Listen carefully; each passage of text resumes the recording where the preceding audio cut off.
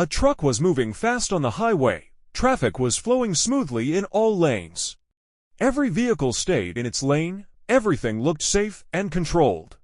On the right lane, a car was moving at high speed. Ahead of it, two cars had slowed down. They applied brakes due to traffic, but the speeding car didn't react in time.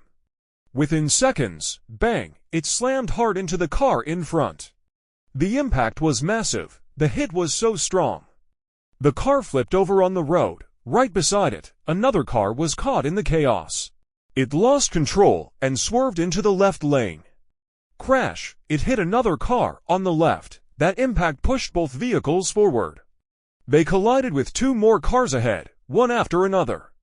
Multiple crashes happened in seconds. Debris scattered across the highway. Cars were spinning, stopping, crashing.